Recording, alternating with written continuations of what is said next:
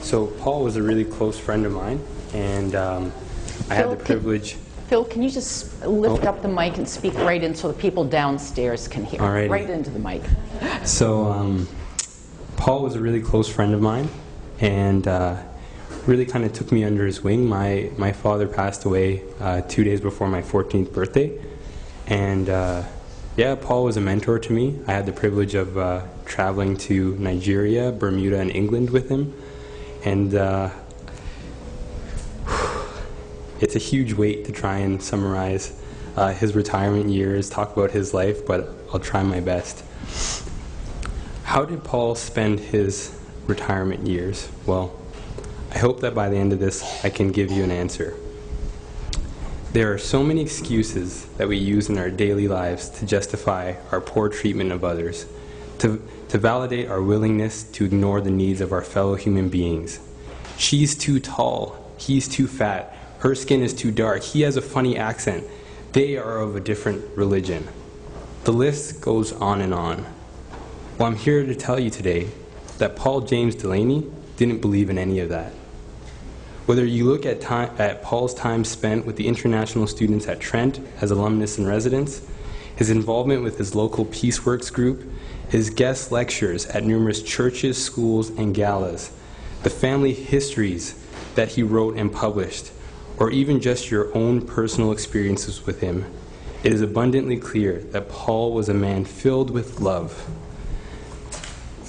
and committed to promoting interfaith dialogue and deeper understanding of ourselves and others.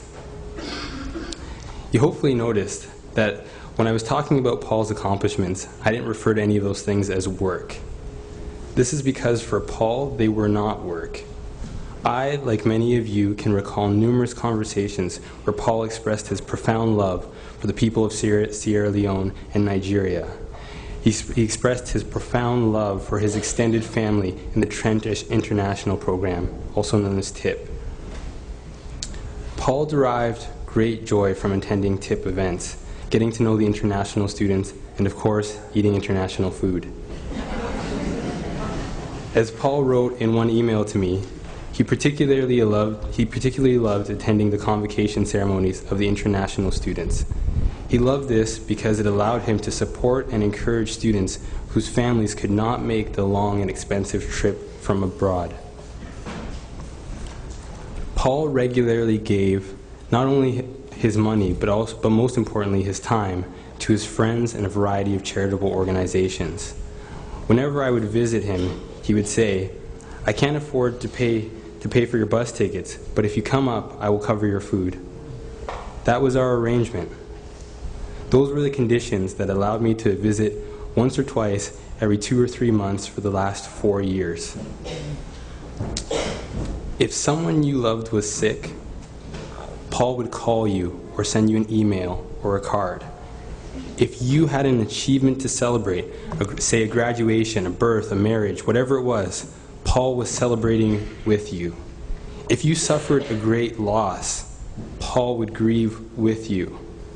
If you had an assignment due and Paul could help, he would talk to you, loan you a book, or introduce you to someone who could help. If you were too shy to introduce yourself as a bright, talented, kind-hearted person, Paul would do it for you.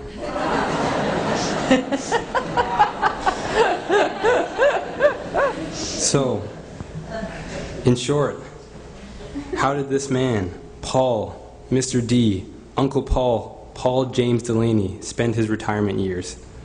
Well, in my estimation, he spent them the same way that he spent his childhood, university, and teaching years, loving you.